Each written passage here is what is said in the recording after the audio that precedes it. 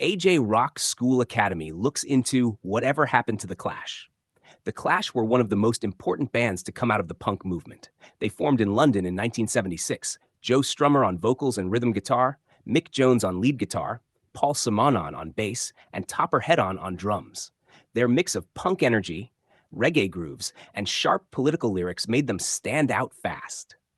By 1979, they'd broken into the US with London Calling, an album that critics still call one of the greatest ever made.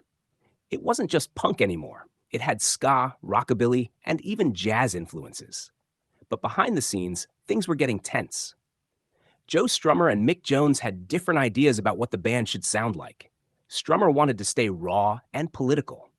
Jones wanted to explore funk, hip-hop, and new production styles. Their next record, Sandinista, was bold. 3 LPs packed with every sound they could think of. Some fans loved it, others thought it was too much. Still, it showed how fearless they were as songwriters. By the time combat rock came out in 1982, the Clash were suddenly huge in America. Songs like Should I Stay or Should I Go and Rock the Casbah were everywhere. But fame didn't make things easier. Topper Headon was fired for drug problems, and the chemistry of the band started to break. Soon after, Mick Jones was kicked out too. Strummer tried to keep the Clash alive with new members, releasing Cut the Crap in 1985, but without Jones, the spark was gone. The band broke up soon after.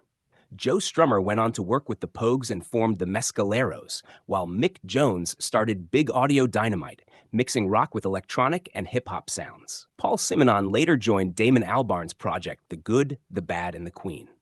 When Strummer passed away in 2002, it ended any chance of a full reunion. But their music never really went away. The Clash inspired generations of bands, from U2 and Rancid to Green Day and the Libertines. Their message of rebellion, equality, and hope still connects. They once called themselves the only band that matters. And maybe that sounds bold, but when you look at what they stood for, they weren't far off. Like and follow for more stories behind the artists and songs that changed music.